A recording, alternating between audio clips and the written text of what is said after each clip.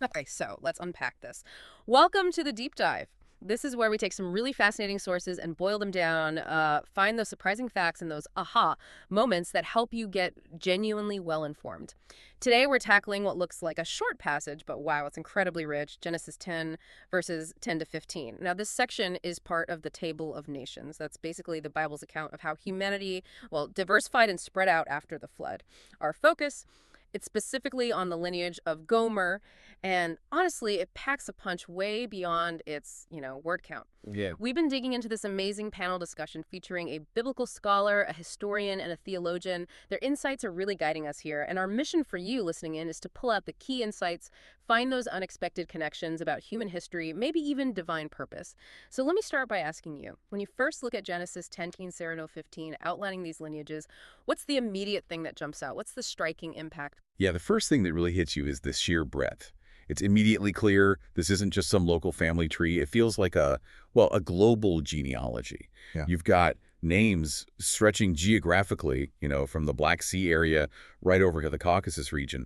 For an ancient text, just picturing humanity spreading out on that kind of scale. It's actually quite remarkable. It shows this really wide vision. A wider vision than you might expect. Exactly. It kind of sets this mental world map right in front of us.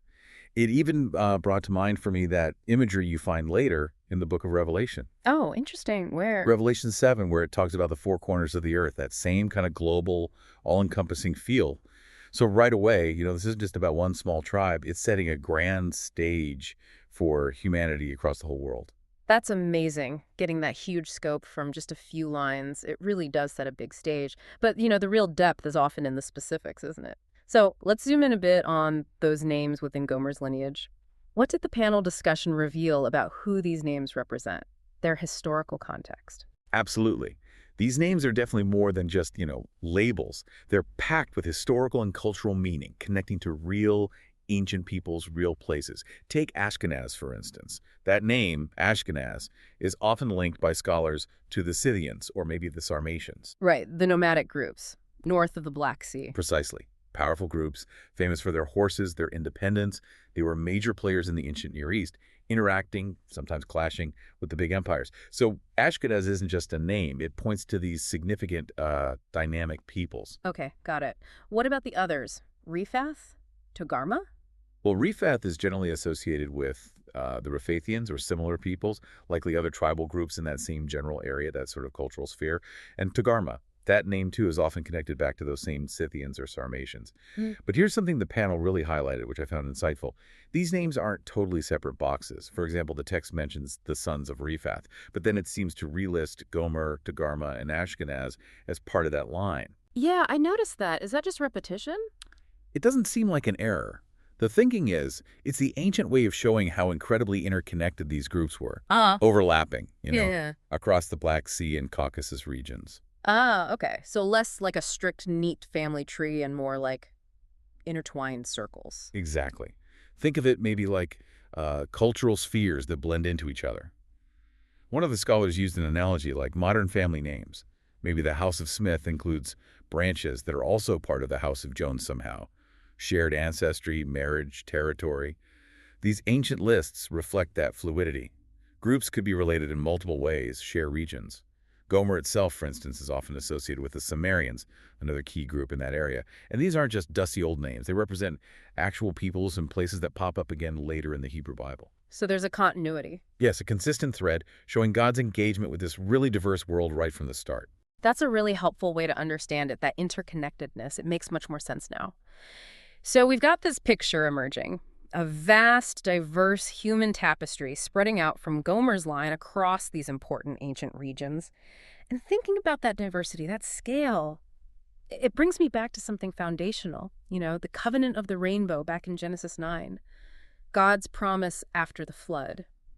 How does this huge array of descendants from Gomer connect to that promise, that universal promise? Oh, that's a vital connection. Absolutely crucial. The Rainbow Covenant in Genesis 9, it's explicitly stated as universal, isn't it? It's not just for Noah's family or one future nation.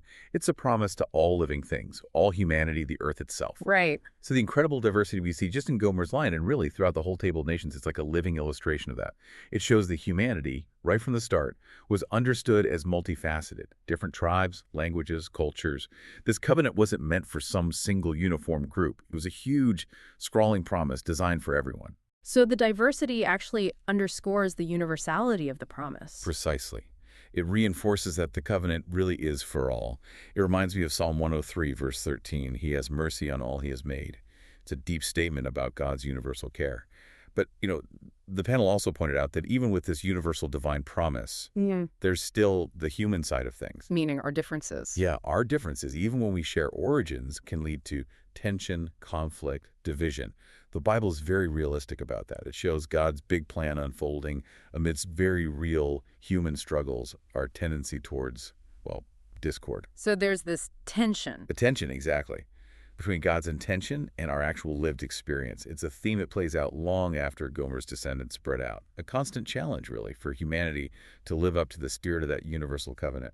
It is powerful, though, seeing that universal intention baked in so early. It's not just history. It feels like it's setting something up for the whole biblical story, establishing that God's plan is bigger than just one group, right from Genesis 10. Absolutely. It lays critical groundwork. And this table of nations, Gomer's lineage, it doesn't just stay in Genesis, does it? It echoes later on. I'm thinking New Testament connections. It echoes profoundly. Yes. The lasting importance of the table of nations, these diverse lines, it becomes crystal clear in the New Testament. You look at the Apostle Paul, for instance. He directly references this broader historical context. Whereabouts? In his letter to the Romans. Specifically Romans chapter 9, verses 6 through 13. Paul is tackling these huge questions about God's promises. Who are they for? Is it just based on lineage? And he makes this powerful case that God's promises are, in fact, universal. They're not restricted to just one people, not even the Jewish people exclusively. How does he use Genesis 10 for that? Well, he uses the whole Old Testament framework, including these genealogies, to show God's plan always had a wider scope. He argues that God's choice, God's promises, they're based on divine purpose, not just human descent. He says famously, for not all who are descended from Israel are Israel. And he points to examples within Abraham's own line. God choosing Isaac over Ishmael, Jacob over Esau. It shows a divine selection pointing towards something more spiritual, not purely ethnic. Fundamentally, Paul's showing that all nations, descendants of Gomer, everyone else, are included in God's big redemptive picture. Wow. It basically establishes the theological foundation for taking the gospel global. And it's rooted right back there in the historical view presented in Genesis. That's a really significant connection, taking this small passage and seeing it as a cornerstone for such a key theological idea, especially for Paul. Which brings up something else the panel touched on, the sheer brevity of these verses, Genesis 10.0015. It's just a few lines, yet as you've just shown, it carries enormous weight. Why so concise for such a huge topic? Was that discussed? Yes, it was. And the consensus was that this brevity isn't accidental, it's quite intentional. Think of it as a powerful, concise snapshot, a snapshot of humanity's diversity right after the flood. It's not trying to be some exhaustive historical catalog. It's more of a theological statement. Okay, a snapshot. What's it a snapshot of? It's laying the groundwork. It establishes the different nations, the diverse peoples through whom God's plan will continue to unfold. Their stories are going to intertwine with God's actions. It's like the opening chords of a symphony where it gives you the basic theme, the harmony, before the whole orchestra kicks in. I like that analogy. This glimpse into all these lineages is crucial because the rest of Genesis, and really the whole Bible, explores how these nations interact with God, with each other, with Israel as it emerges. It sets up all the future stories, blessings, conflicts, covenants, all of it. So the brevity isn't a lack of detail, it's more like an opening statement. Exactly. And it serves as an invitation. It's not meant to be the final word, but rather to make you, the reader, want to dig deeper, to explore the historical connections, the theological implications of these names, these peoples. It really shows how rich ancient texts can be, prompting curiosity, not just giving answers.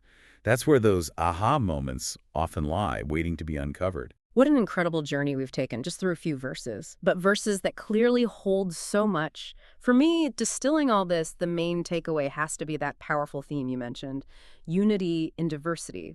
It comes through so clearly from Gomer's line, from the whole table of nations. It's this reminder, isn't it, that we're all part of this huge human family stretching back to Noah, and that God's covenant promise, that rainbow, it really is for everyone, regardless of background, culture. There's a shared story there. There absolutely is. And, Yeah. thinking about that ancient understanding raises a really important question for us today, doesn't it? How does this ancient perspective on diverse origins, on God's universal promises, how does that challenge our modern ways of thinking about global identity, about how interconnected we are, maybe even about where our own communities come from? That's a good question. In a world that often feels very divided, Right. Defined by borders, sharp cultural lines, sometimes real antagonism. This text kind of forces us to reconsider how deeply connected humanity actually is. It makes you ask, if our roots are so intertwined way back then, how should that change how we talk now about things like migration or international cooperation, Right. or even just the idea of us versus them? it reframes the whole conversation. It potentially could, Yeah. yes. The panel emphasized that God's promise is presented as unfailing. You see in 2 Peter 3.9, the reminder that God is patient, wanting everyone to reach repentance. Human history isn't static. It's this continuous, dynamic story that's still unfolding. So this deep dive into Gomer's family tree, it kind of encourages us to honor that ancient universal covenant today. How? By actively respecting other cultures, trying to understand across divides, working together for the common good. It's a call to live purposefully within that big, ongoing story of shared humanity. Absolutely. That's a really powerful message to end on. Thinking about how we live within that story today. Thank you so much for walking us through that. And for you listening, we really encourage you to explore those scriptures we mentioned: Genesis 9, Genesis 10, Revelation 7, Romans 9, 2 Peter 3. See for yourself how these themes of covenant, diversity, and God's universal plan weave together throughout the Bible. It offers some truly rich insights for today. Until next time, we wish you well on your own journey of discovery.